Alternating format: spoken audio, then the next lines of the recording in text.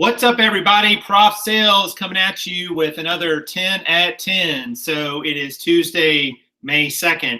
And today's topic is reselling. Should you go full-time or not?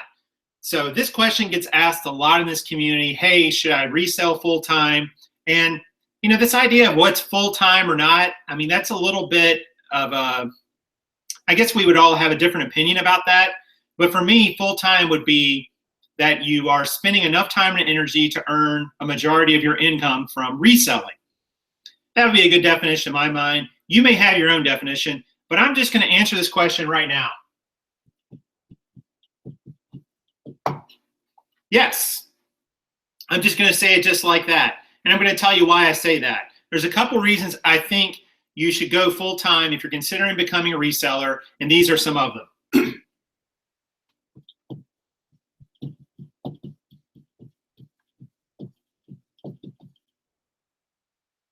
This was a big one for me. You can chart your own path if you are an entrepreneur. Now, reselling is one way to do it. It's not the only way, but it's a way that a lot of us in this community have chosen.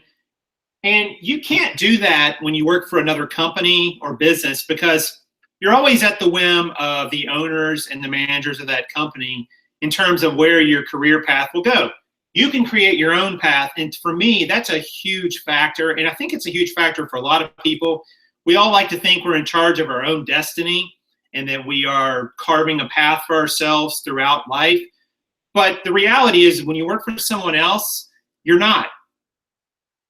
They actually control your financial destiny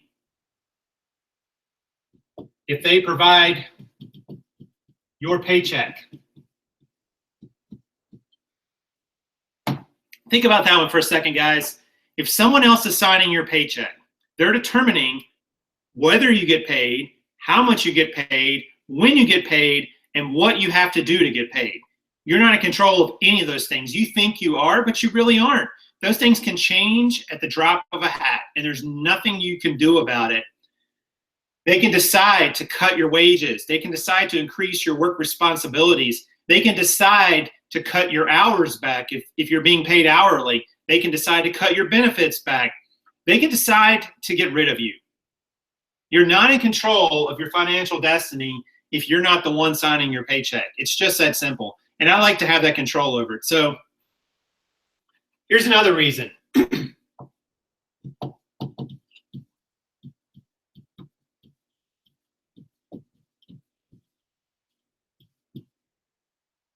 If you're working for someone else, you are living their dream, not yours. They, at some point, some entrepreneur, a group of entrepreneurs went out and started a business.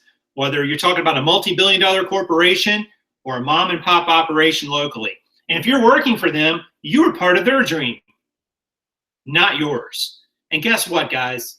Their dream is always going to take precedence over you and that company because it's theirs. They get to decide where it goes and how it goes there. Even if they say, hey, you've got complete control over A, B, and C, you really don't, because they are obviously going to make the decisions they think are best for their company, just like you will make the decisions best for your company.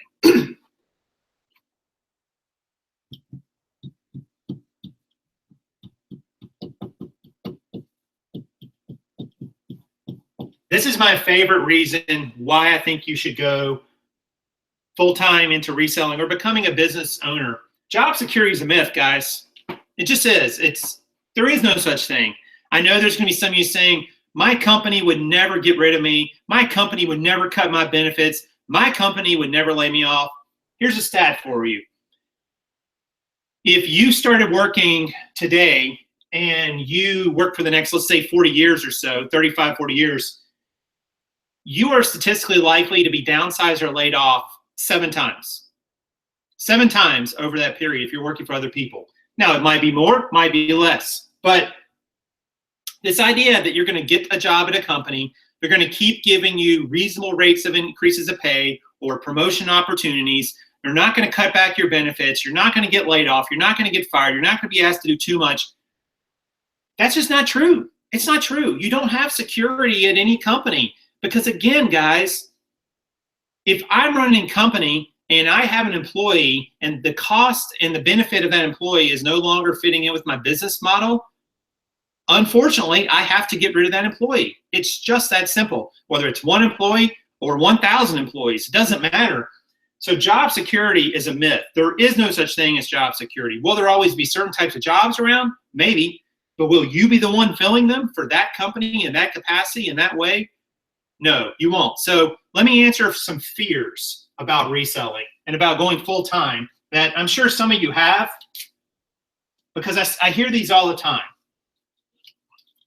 So these are some common fears that I think a lot of people just use to talk themselves out of things, honestly. So the first fear I want to talk about is make enough income. So Prof, if I start reselling, am I going to make enough income? Yeah, you can. And lots of people have done it. There's entrepreneurs who have scaled up this business to make millions of dollars a year and pay themselves a really great wage. You're just as capable as they are. Why do you think they have some special knowledge or special set of skills and traits that you don't have? They really didn't. They started at zero just like you did. You can do that too. There's nothing preventing you from making enough income at reselling, but just applying yourself and doing it. And there's lots of ways to do it. There's no one right way, but of course you can make enough income. You can take it and be as big as you want to be with it. There's not really a limit. There's no limit. So are you going to make enough income right out of the box on day one to fulfill all your financial obligations? Maybe not, but that's not really the point. You probably didn't start out at the top of your field at the job maybe you have now either.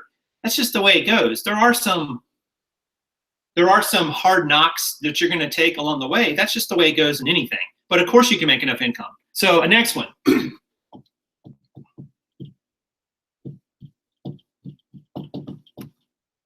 Prof, I want to go full time, but I just don't have enough time. You put your time into what's important to you. Everything, when you choose to do something, when you choose to spend time on something, you're choosing not to spend time on kind of an infinite number of other things. Maybe not infinite, but it's a huge number. So if you decide that, you want to spend enough time to make your business successful, you'll do it. If you decide you want to spend your time surfing Facebook, you'll do that. It's really up to you. You've got the same 168 hours a week that we all do. Bill Gates has the same 168 hours. Jeff Bezos, the CEO of Amazon, Warren Buffett, the list, Mark Cuban, the list goes on and on. These people don't have any more time than you do. They just chose how they applied it in a way that made sense to grow their business and become more successful. You can do that too. It's up to you. So that's not really a good excuse for not becoming a full-time reseller or really for anything. You can decide how you apply your time. Life is about choices. There's not absolutes where you have to do this, or you have to do that. You can decide how you choose your time. So decide. The next one. What about benefits or days off? Prof, I want to work for a company because they're going to give me benefits and days off. Guess what, guys? That's figured into how much money they're going to pay you. That's figured into that company's bottom line. And somewhere along the line, that's being paid for. This isn't free. Benefits and days off are not free. They're calculated into the business plan. And if they're not very smart business owners, because they know that anything that's an expense to the business has to be accounted for somewhere in terms of the revenue the business brings in or the wages it pays out. Wages and benefits are probably the single largest expense for any company. They're very expensive. And when a company is going to give you benefits, they have to figure that into that model, or else they risk not being as profitable as they could be. When you start to work for yourself, guess what, guys? You can buy insurance. You can take days off as an entrepreneur. Is it going to cost you money? Of course it is. But guess what? If you're working for somebody, it's costing you money there too. You may not see it as much, but it's figured into that company's wages and salaries and things that they pay you. So it's not like you weren't paying for it. You just didn't see it coming out maybe at the same rate. So that's kind of a myth too, that you need to be afraid of that. The next one is find enough Stuff. I'm scared. I won't find enough stuff to resell. I don't know where to look. Some of the places you can look, guys, you have so much stuff all around you, it's not even funny. I mean, we live in a consumer economy. The stuff in your own house, great place to start. You got yard sales, thrift stores, estate sales, liquidations, clearance racks. The supply is literally limitless. I mean, you will not run out of inventory possibilities. I promise you.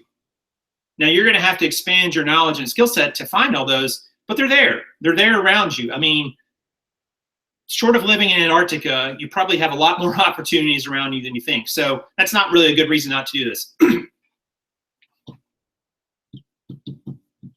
Don't know how to run a business. Don't know how to run a business. Guess what? Nobody did when they started. Nobody. No one is successful who ever started their first business knew exactly how to do it. But this is not some, magical science here. You can learn these things. These are skills. These are things you can develop. These are traits. You're not born knowing how to run a business. You can learn. You can learn. And it's not so complicated that it's going to, requires all this extensive training. And you're going to learn on the job as you go, just like you learn a job that you have working for somebody else. You didn't know everything from day one. There are things you picked up as you went along. Running a business is no different. It's developing a skill set, applying it over and over, and then refining as you learn new things. The last one. Most businesses fail. I'm scared. I'm scared. Most businesses are going to fail. And I'm just going to say this to you. Depending on which source you look at, the great Wayne Gretzky or the great Michael Jordan said this first. You miss 100% of the shots you don't take. If you don't ever take a shot at this, guys, what's going to change tomorrow? What's going to change next week, 6 months from now, 5 years from now? What's really going to be different? What set of excuses will stop you when all those time frames come up? What's really going to stop you other than yourself? This is just fear. This is not a real, yes, businesses fail because they make mistakes. And guess what? You might fail. But so what? That's how you learn. Every successful entrepreneur had multiple failures over and over and over. And the difference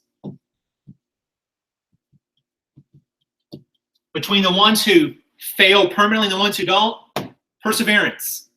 That's it. That's the key. They kept going. They kept trying. They kept after it. That's really all it is. The ones who succeeded at any level kept going even when they failed. This is how you learn. When you succeed, you kind of already know what made that work. When you fail, you realize what doesn't work. And then you can take a different course. You learn something from it. You become better. You grow. You challenge yourself. So don't be afraid to fail. It's actually a good thing in the long run. The only failure, guys, is not trying. So I hope that kind of gave you some insight into why I think if you're straddling the fence on whether or not you should become a full-time reseller or even an entrepreneur, period, I think you should. I think you should. I think you should absolutely go after it. And I think you should go after it 125%, everything you got. And when you fail, you're going to get back up and try again. And that's just all there is to it. And trust me, I have failed multiple times, and I fail every day in some ways. And that's why I succeed. So hopefully that was helpful, guys. Leave me a comment or reply down below. Hit the like button if you wouldn't mind. And I'm going to see you guys probably in about 2 days with the next 10 at 10. You'll have Karin tomorrow. Thanks for watching, everyone. Take care. See you soon.